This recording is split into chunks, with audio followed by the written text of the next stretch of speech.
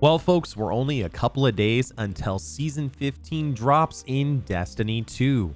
Continuing our trend on the channel, we are going to get you prepped for everything inside of Season of the Lost. We're going to be going over everything that we know and what has been revealed so that you are ready on Tuesday when everything comes out in Season of the Lost. There is a lot of stuff in this video, lots of juicy details, and I'm going to leave timestamps in the video so you can just jump to the section you want to go to. I do ask if you like something inside of this video to make sure that you slap the like button, as that helps the YouTube algorithm spread the news to everybody else in the Destiny community. As well, if you do like this content and want to see more, make sure you subscribe to the channel by clicking the button, turning on the bell so you don't miss a single video.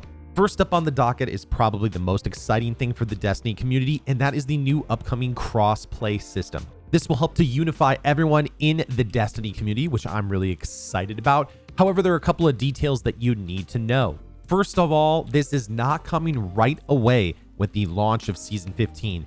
Bungie confirmed that it's going to probably be released right after Season 15 launches. So I'm thinking anywhere between a week or two, making sure that the first release is stable, and then you'll be able to access it. Bungie has said that you won't be able to use any kind of special characters, and you want to make sure that you select a name that you're going to be using that is going to be one that you enjoy. So if you have some kind of weird meme name like Crotato or Marasov's OnlyFans, change it to whatever you'd like to be your permanent name, as name changing won't be allowed for a little bit of time.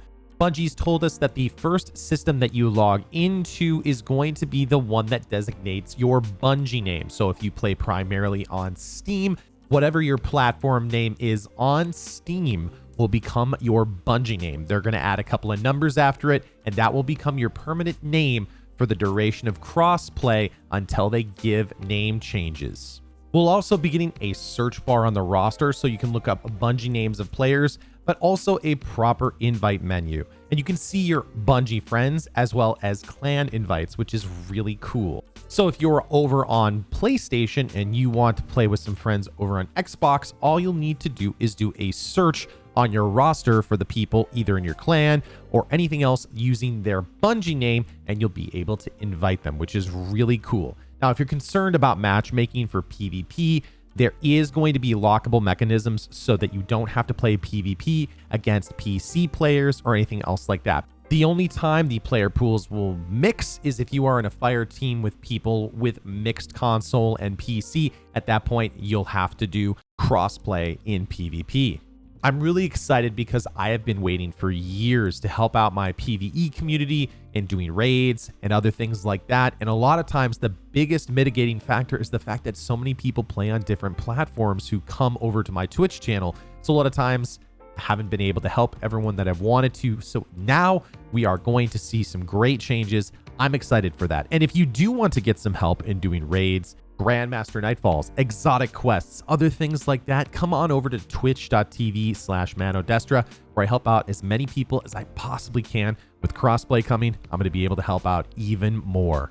Moving right along through the shameless plug, we have some huge weapon changes that were just announced, and I want to go through them as quickly as I can. If you want to get all of the full details of all the weapon or any of the TWAB details, I've got all of them listed in the video below. So if you want to go point by point by point and you want to make sure that every bullet is hitting, you can go ahead and click on those links. But I briefly want to go through all of the high importance topics so that you know what's coming on with the weapons. Probably the biggest change to the sandbox right now is the introduction of legendary stasis weapons. So what's going to happen is any stasis power weapon is obviously going to be in the power slot, but all other stasis weapons are going to be in the kinetic slot. Generally, they're going to work exactly like every other kinetic weapon. However, there are some special stasis perks, and the stasis weapons are the only weapons that can actually use those perks. They generally intend stasis perks to have slowing or freezing effects, which is really cool,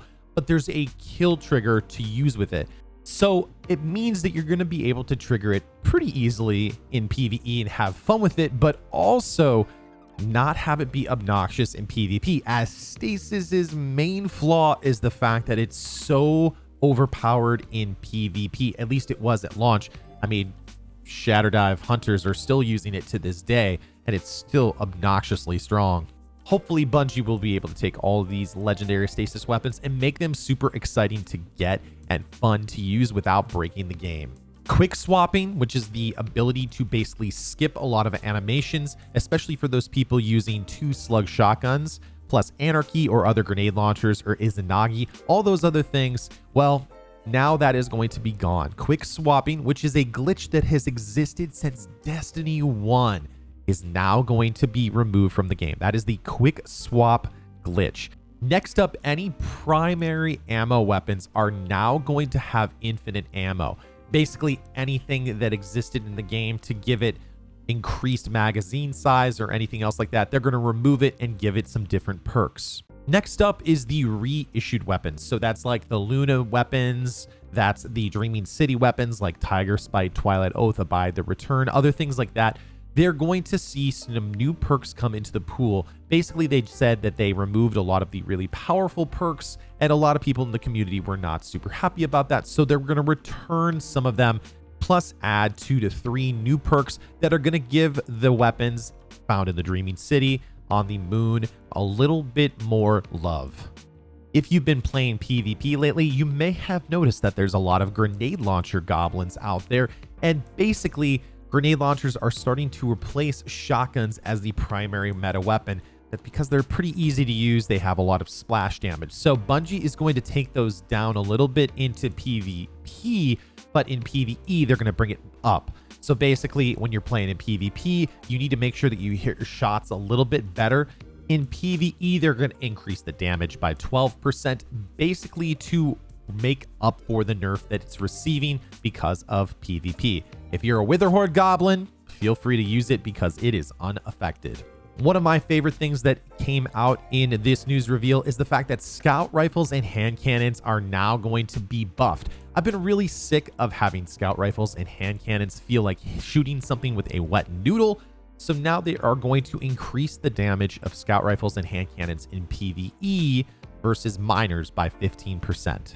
For those people who like using machine guns in PvE content, especially in the power slot, they have now increased damage in PvE by 20%. Fusion rifles received a huge giant archetype change. I really recommend that if you are wanting to dig into this, to make sure you read through the TWAB to go through all of the different changes. But basically what's going to happen is that they're going to make it so the high impact archetype charges slower and also has a little bit less power. However, they will have a little bit more range, which is really nice. Precision and adaptive fusion rifles are basically unchanged, but rapid fire frame fusion rifles are now going to be a little bit more powerful because their base charge time is going to be faster. Their shots per burst is going to be increased. So it could be good to use against shotgun rushers, but the truth is you might have to hit 2 of your shots from rapid firing frame fusions. Again, if you really want to delve deep into it, it is a huge part of the TWAB. And if you're a fusion rifle user or if you liked using it at some point, it's really something worth your while. But those are the broad strokes of the fusion changes. These aren't the only changes to weapons. And of course, we have to go through exotics. Exotics are going to be a lot different than the legendary weapons because basically every exotic is different. We need to make sure that we go through all the huge changes as they are definitely going to change the way we play.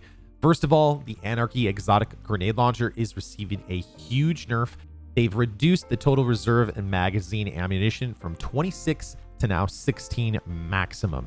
It is also going to do 30% less damage to bosses in PvE. They do make a note that champions are not bosses, so they'll still be exactly as strong versus champions. I just talked about a machine gun buff in PvE. However, we need to talk about Xenophage. Xenophage is going to receive 2 slight nerfs to go along with the machine gun buff. They reduced the rate of fire from 100 to 90 RPM, and it also receives less of the machine gun PvE buff. So the idea is to stabilize it so that Xenophage doesn't become the only choice for PvE encounters. Remember how I talked about how all primary weapons are going to get infinite ammo? Well, a lot of those grenade launcher lovers out there know that Fighting Lion is a primary weapon, and it is very strong if you know how to use it. It is basically now going to see infinite ammo, and it received the same changes as other breach grenade launchers. So it's going to be harder to hit. There's less splash damage in general. In addition, it is going to have a slower reload stat. It's now at 0, so it's going to reload very, very slowly. It's been really fun listening to the Destiny community over the last couple of days on this, because we have some people saying that Fighting Lion is going to be gods here, and we have some people saying Fighting Lion has now been reduced to trash. I don't think we're really going to know, but it is definitely a weapon you're going to want to check out when all of the changes go live on Tuesday. For those people who do have a Vex Mythic class, you are now going to actually be able to use it and have it be useful. In PvE, the damage is going to be increased by 40%.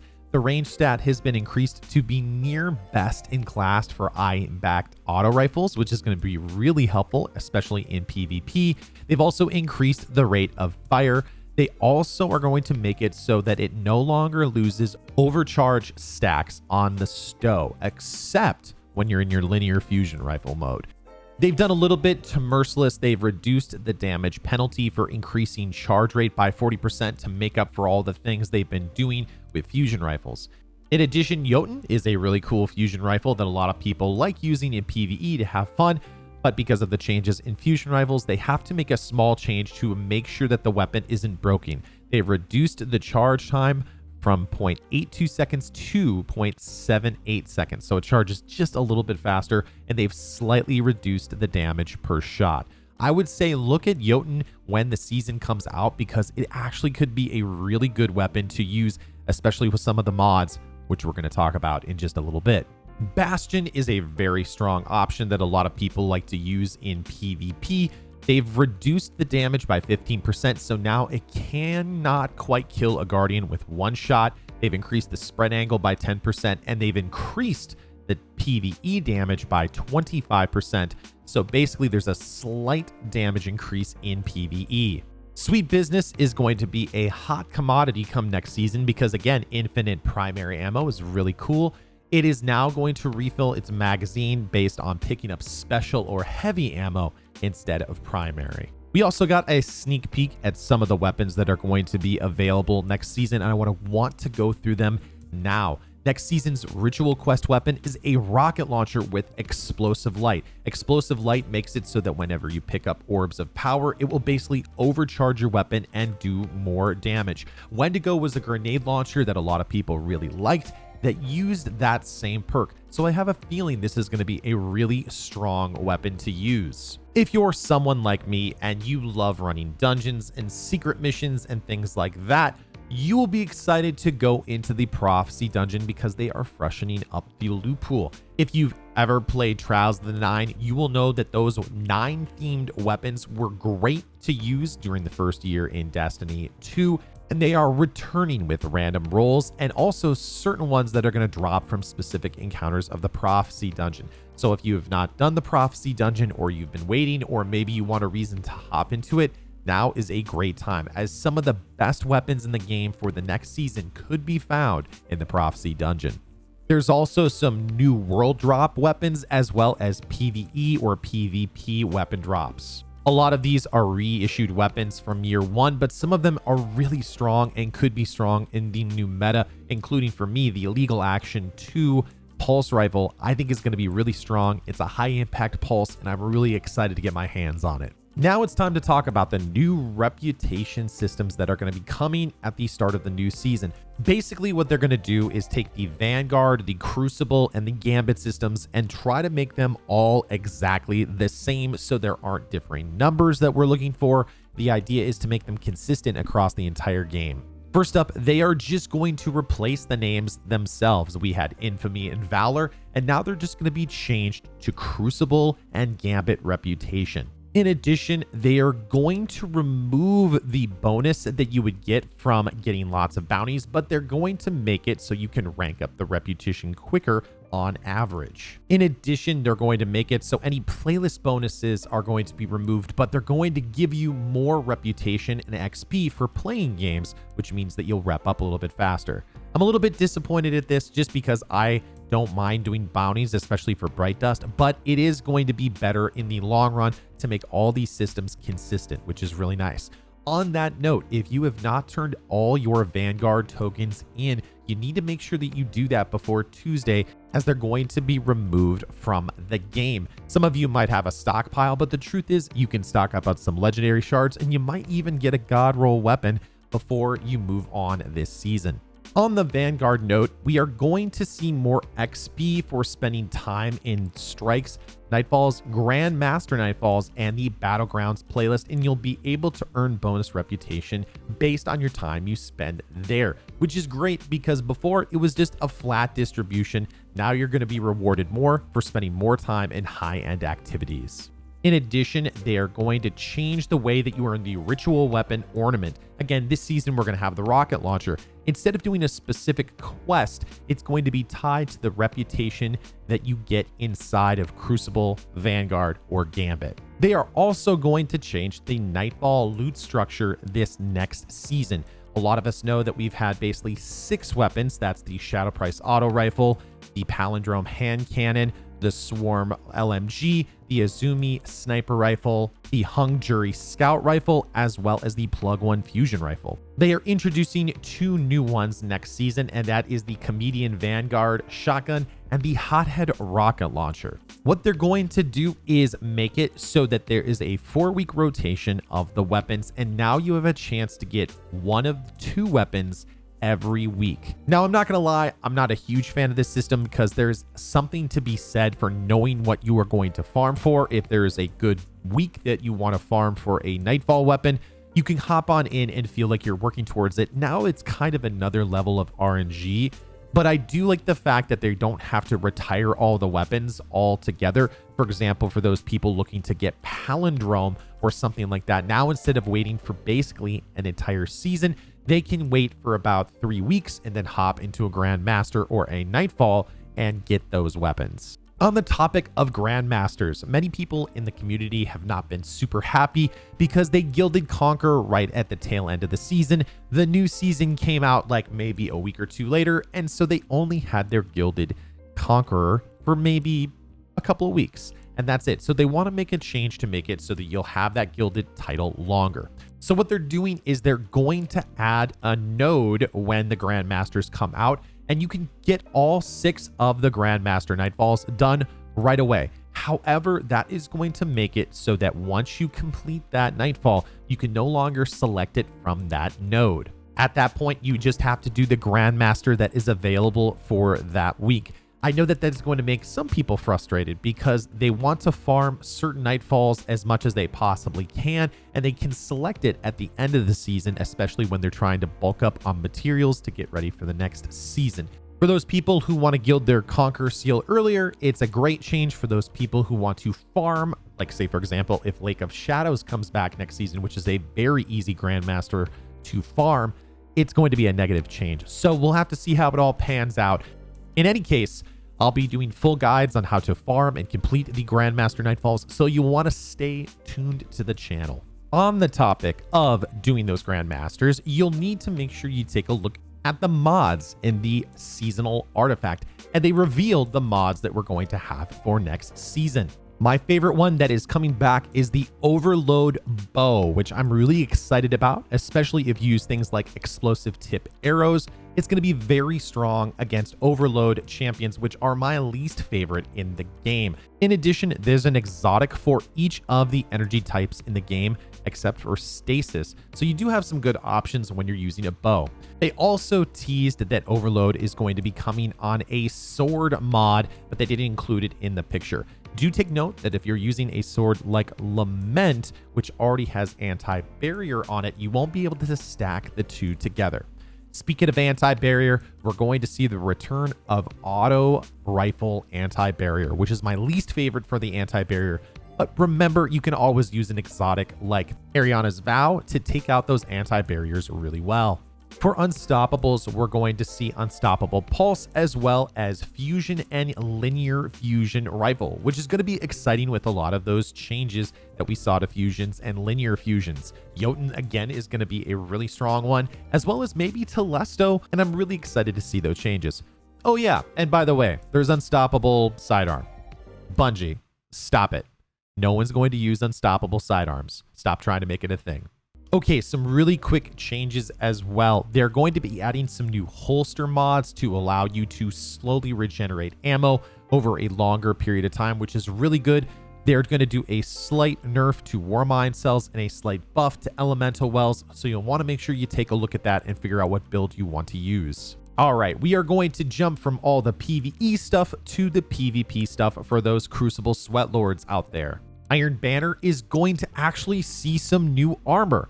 Granted, it doesn't look to be very good, but since we haven't had armor in basically 3 years, I'm excited for this change. Also, there is a change with the Forerunner set, which is the name of the Iron Banner armor. With the new set of armor, there is an intrinsic perk called Iron Lord's Pride, which will say that if you wear more pieces of that set, you get a higher chance of getting enhancement prisms at the end of an Iron Banner match, which is great. It actually gives you a reason to hop into Iron Banner, as well as some of the loot that drops from that. In addition, there's 2 new weapons from the Iron Banner, and that's the Forge's Pledge Pulse Rifle and the Peace Bond Sidearm. There's going to be some changes to how you get loot in Trials of Osiris, but they are keeping that under wraps for the reveal this Tuesday, August 24th, where they're going to reveal all the stuff with the Witch Queen as well as the next season. So I'm really excited for that, and I will be live streaming that. I'll talk a little bit more about that at the end of the video.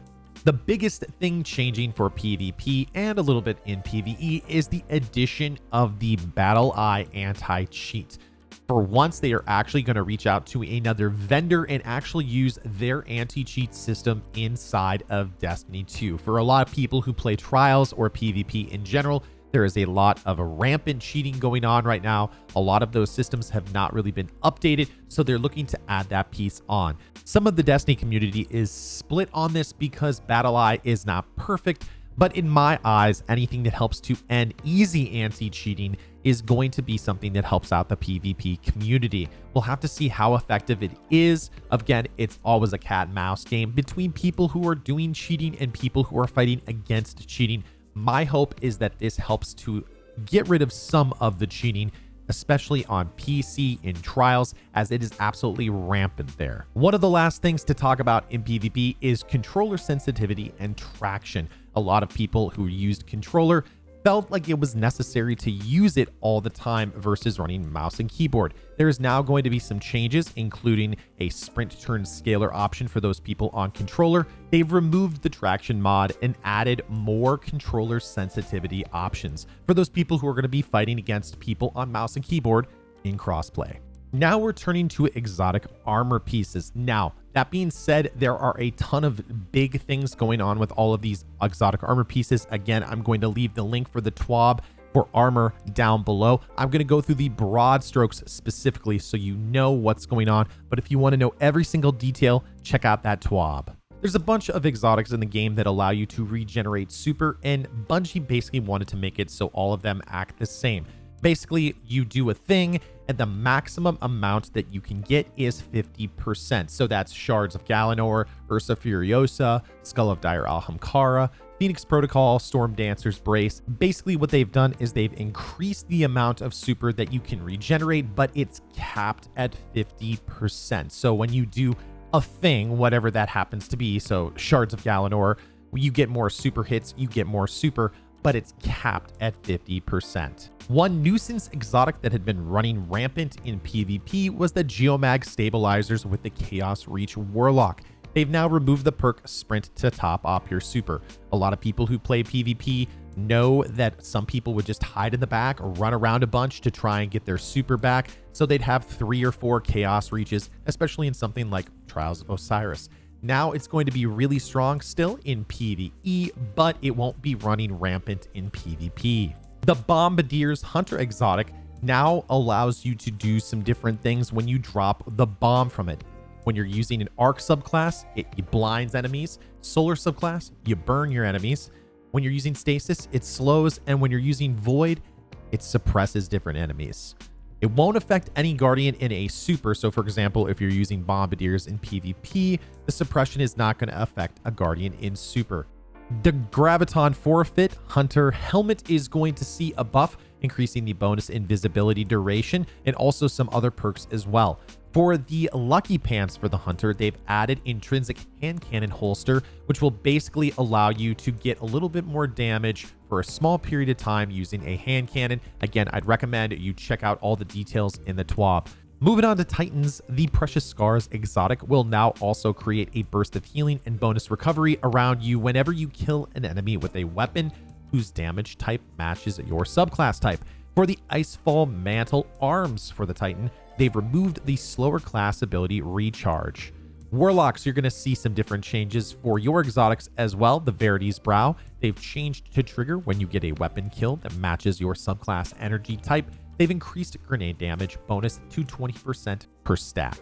For the Stag, which is arguably one of the coolest Warlock helmets, they've granted a damage reduction to allied guardians standing in your rifts. That's 25% against combatants and 15% against players. So the 15% works in Gambit and PvP. And then finally, Prometheum Spur. It has some additional functionality. When you're standing in a rift, solar weapon kills give you class ability energy. And when your class ability energy is full, solar weapon kills consume that energy and spawn a combination healing and empowering rift at the target's location. So that could be a really cool exotic in PvE or PvP to use for those warlocks. If you've stuck around so far, thank you all so much. You may have noticed that I have not really talked about the next season's story, and that's because there are a ton of leaks that have come out in the last couple of weeks. I don't believe it's fair to Bungie or to you to experience those things through spoilers or anything else like that. I think that the whole point of playing the game is to play the game and enjoy it. So I'm not going to reveal any of those spoilers or leaks. What I will tell you is that Season of the Lost is featuring the return of Mara Sov, the Queen of the Awoken. For those of you that don't know the entire story, basically she is the Queen of the Reef, so that is the Dreaming City as well as the Tangled Shore and everywhere else in the Reef in the asteroid belt. A brief bit of history with Queen Mara Sov and us. We first had an event called the Queen's Wrath back in Destiny 1, where Petrovenge basically came into the tower and was her emissary, and basically we did a couple of things for different unique weapons, armor, shaders, and emblems, which was really cool. Then Mara Sov summoned us, the Guardians, to come to the Reef when Skolas and the House of Wolves rebelled against her back in the House of Wolves expansion. Long story short, we actually captured Skolas with her help and actually were granted more access to the Reef at that point. Then in the Taken King expansion, Queen Mara Sov and her fleet, along with her brother Aldrin Sov, went and battled against Oryx, the Taken King, and the Dreadnought, and basically we thought were to be killed at that point. We found that this wasn't true and that she had retreated to her throne world inside the Dreaming City in the Destiny 2 Forsaken expansion. As the story unfolded, Queen Mara departed from her throne world to explore different avenues to fight against Savathun, the sister of Oryx, who is going to be returning in the Witch Queen expansion. And now she's returned to tell us what she has learned and for us to explore the story leading up to the Witch Queen. And on that note, folks, I am going to leave it there. We have the Witch Queen expansion reveal that is happening on Tuesday, August 24th. I'll be co-streaming the event over here on YouTube. So if you want to make sure that you know when that goes live, make sure you hit the subscribe button and turn on notifications so that you know when that stream goes live. And if you liked something in this video or learned anything at all, and only if you did, make sure that you like the video, leave a comment down below. Let me know if I missed anything. Again, this video is nearly a half hour long, but I wanted to go through as much as I possibly can so you all know everything that is going on. I do stream over at twitch.tv/manodestra for all PvE helps, including raids, grandmasters, and more. Make sure you come check that out when you can. We also have a great community Discord where we post lots of information about Destiny as well as other fun things. You can find that link in the description box below. As always, thank you so much for watching. Good hunting, Guardians. I will see you next time in the universe of Destiny.